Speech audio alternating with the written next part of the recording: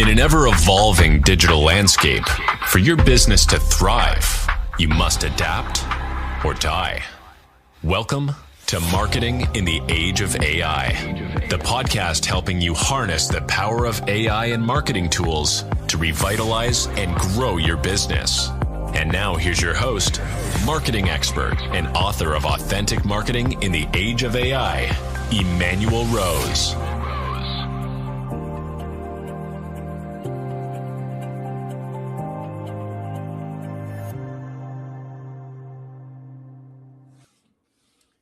Welcome to the Marketing in the Age of AI podcast. I am your host, Emanuel Rose. Today we have a remarkable guest, Lior Eldan, the co-founder and COO of Moburst, a leading mobile-first marketing agency recognized for its innovative strategies. With extensive experience in both organic and paid marketing, Lior has a proven track record of driving growth for startups and Fortune 500 companies alike, assisting prestigious brands such as Google, Samsung, Uber, Reddit, Microsoft. Lior is here to share his insights on navigating the complexity of digital marketing and leveraging AI to achieve impactful results. Let's dive into the conversation. Good morning, Lior. Hello, good morning. How are you? I'm doing great. Thanks for taking some time to have a conversation with me. Of course, happy to be here. Well, I'm glad that you're happy, and you've been involved in digital marketing for a few years. Let's talk a little bit about the shift that you've seen over let's say the last 4 years since ChatGPT hit the retail market. Yeah. It's interesting. You know, I've started my career in digital marketing as an SEO. Obviously going much more into mobile and app store optimization. And ever since ChatGPT, Gemini, and the rest of the LLMs came across in recent years, we're seeing this shift in how consumers kind of start their journey and how people kind of rely more and more on chat interface to guide their consumer decisions very early on, from kind of the onset of like how can I solve my problem, and I think this presents to us marketers a whole new world of places where consumers are looking for us, and for us as marketers to actually optimize so we can be there. The acronym is still all over the place. So it's called AEO, Answer Engine Optimization, GEO, Generative Engine Optimization. I've heard SEO for AI, LLM, it's all over the place. But the premise is what to do in order to get your brand ranked, cited across the different LLMs. Yeah, so I guess it is funny that, number one, we can't even agree what to call it. That is pretty funny. I've just gone with GEO because that was the first thing that kind of came out right from the coding side of the world. There's guys like Jason Barnard, who's a really smart SEO and Google guy who is really committed to answer engine optimization. But whatever we call it, there's some fundamentals from SEO that cross into GEO, and then there are some things that are unique to GEO. So talk a little bit about that to me. Like, what do you see that's the fundamentals, and then what's new? Yeah.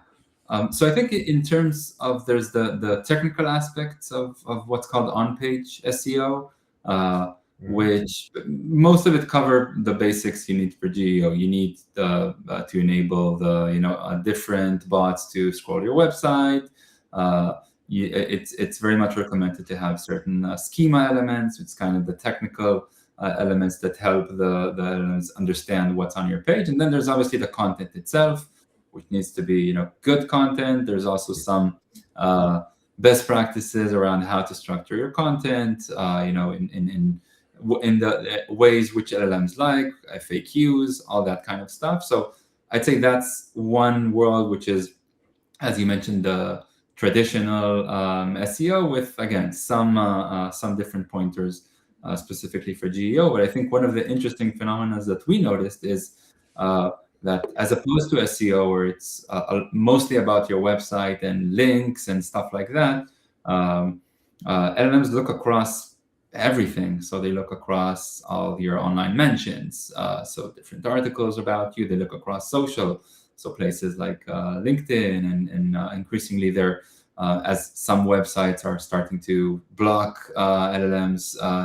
to not have the LLMs kind of learn or steal their information. They're increasingly going towards Reddit and LinkedIn.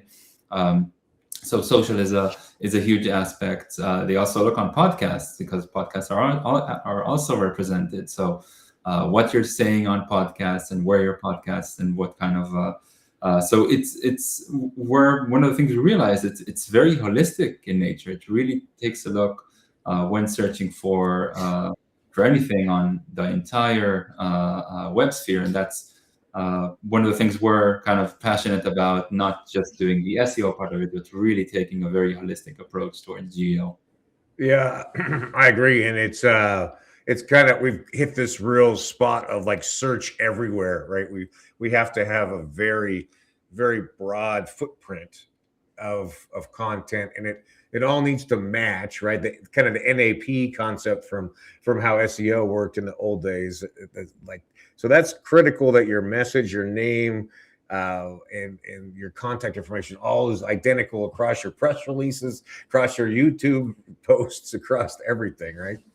Yeah, you definitely need to have coherence in how you appear online, and then I think trying to actually provide valuable answers to write what the different LLMs might be searching for, because as we know, it's not only what the user is prompting. The LLMs kind of ground themselves based off of search. So a user might search for, I don't know, best car, but then the LLM would go and break that into several other very long phrases, best cars for families 2026, etc. So there's all these kind of other pieces of information the LLM goes for, and it's one being recognized as an authority source for this subject. So having the LLMs go to your website or your articles and understand that you as a person or you as a company are an authority on this specific domain, and obviously as the kind of consumer does the research on, okay, which specific products I need to solve my problem, then having the LLM actually surface your product or your brand as one of the top solutions. Yeah, and I think it's, for the fundamental that I still think exists, is that we need to understand who our ideal client profile is, right? We start with the ICP, we build out their self-education sequence, and then we answer the questions that they have along each stage, and then start to fill in content onto the website or onto our digital platform from there. Yeah, and the ICP is a great point, because we found that LLMs would surface different answers because they know so much about. So if photographer is searching for a CRM, he would not get the same response, obviously, as a VP marketing of a Fortune 500 company. So there's a lot of nuance. And that's where I think it diverges a bit from traditional SEO, because context is super important. So having that ICP in mind, understanding where they might be searching, where the LLMs might be searching, who's kind of the relevant places. Also, not just your website, as we talked about, like it's podcasts, it's YouTube's, it's all the kind of online Reddit, like how is the different subreddits, who's talking about these subjects, what are they saying? Because obviously these are real users. So it's really fascinating, this kind of new phenomena. Well, that's an interesting point. And then, so what is your Reddit strategy? Lay that out for me a little bit. Yeah, that's a great point. So I think Reddit is kind of a new goal, right? Because as I mentioned, the LLMs are increasingly going towards it. So one, I think brands should definitely look at it from just a social standpoint, have presence there. If you're big enough, have a subreddit where you can own the conversation, have an official Reddit account. I think that's kind of, we've seen some clients actually build their business on Reddit with kind of, especially like startups, getting to a certain subreddit where there's passionate users about a specific subject, and then building in public and getting the. So we've had a few clients which have done that, and then there's obviously the how you can engage and get people to kind of facilitate the conversation about you, and there's that's more nuanced and complicated, I think. Yes. How to get users to actually speak about your brand, but I think it has a lot to do with what, again, the ICP. What are they talking about? What can I provide that's interesting, and what types of posts? We're seeing a lot of success with kind of timely posts on Reddit, more like real-time marketing stuff that is happening now. So those kind of things seem to work very well on Reddit. Yeah, it's an interesting, like you say, nuanced process, right?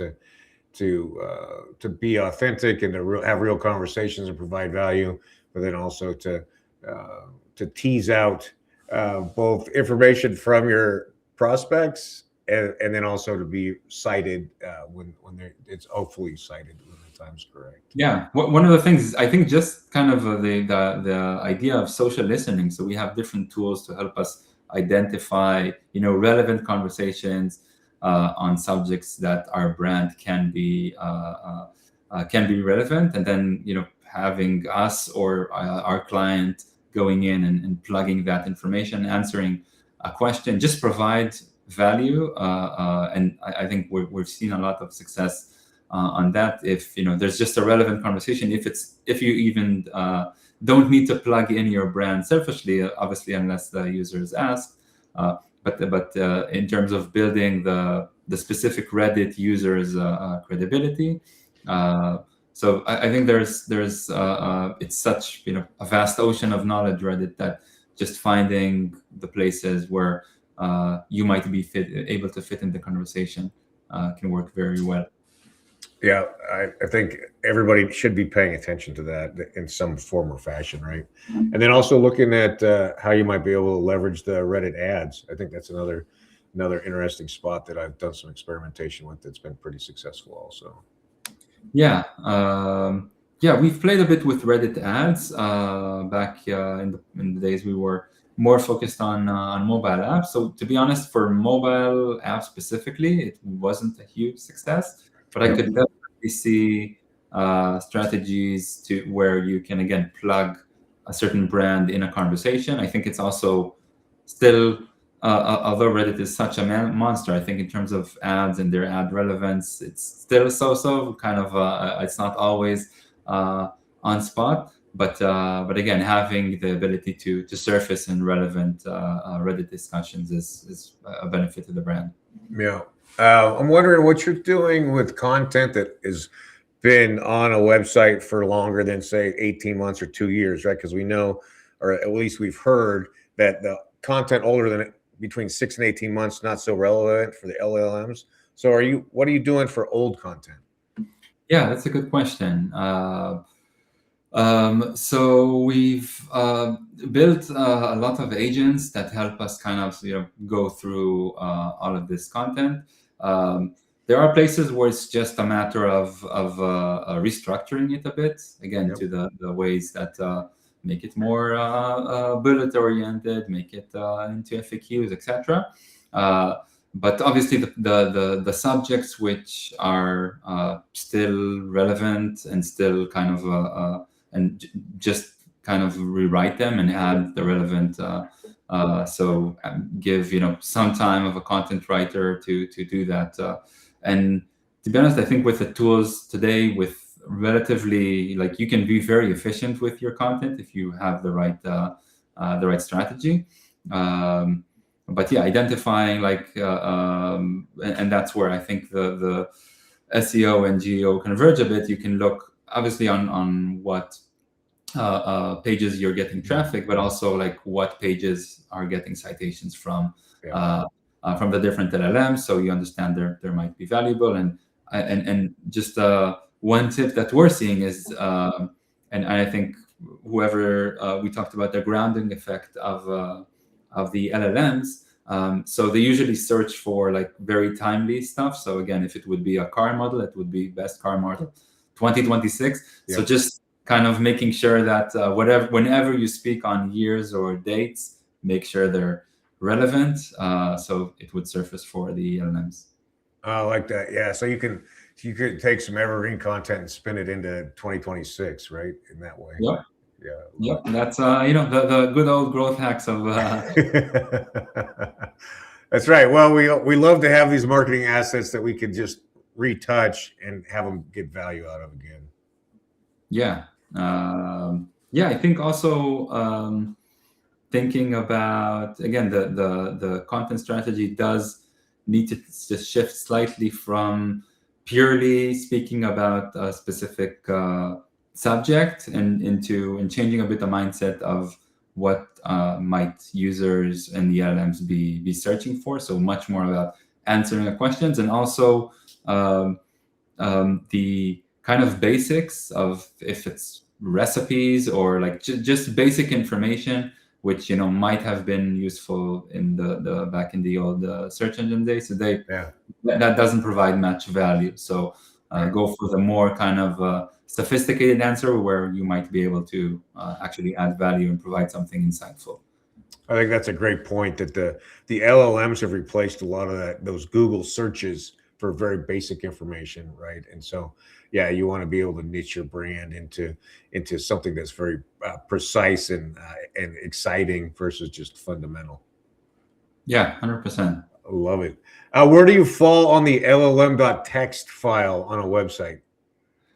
So we've seen it's such a small element, and yet we've seen amazing results just by plugging that in and making sure it's set up properly. So although I think the majority of LLMs said like no, we don't look at it.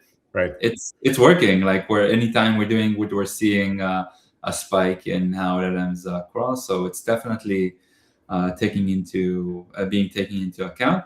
I think the other part is again thinking about how you what you have there, and thinking about your kind of like the site index in the old days. How do you what's the crawling experience of your website? How can the LLM understand what your website is about?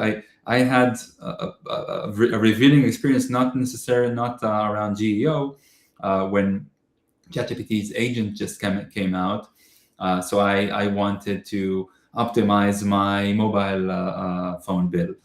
So I had it go into the website, and I asked it look at my past invoices, look at my wife's number, and and what was interesting is that it tried to click on all the navigation headlines, on all kind of all the links it could see, but it did not understand that it needs to go to a different number, which was like a small arrow next to the mobile number, which kind of got me realize that LLMs don't interact with websites the way that we humans do. And I think having a very easy, clean, surface level navigation to enable kind of LLMs to just digest your website. Lots of websites have very complicated JavaScript and Ajax and all kinds of stuff, which is amazing for the users, but not necessarily so much when an LLM. So I'm sure the LLMs will pick the pace eventually. Yes, sure. But right now there's kind of a gap where whatever the LLMs cannot get to is invisible. Love it. Yeah, you got to treat the LLMs like an ICP and figure out how to get them things they want, right? Yeah, exactly. Well, what's next on your list for Moburst? What's on your calendar for this year? Wow. So just one more kind of thought on GEO. One of the things that we realized, we talked about how omnipresent GEO is, and Moburst kind of grew from being a mobile-only agency to being we have 29 different services today. Did a bunch of acquisitions.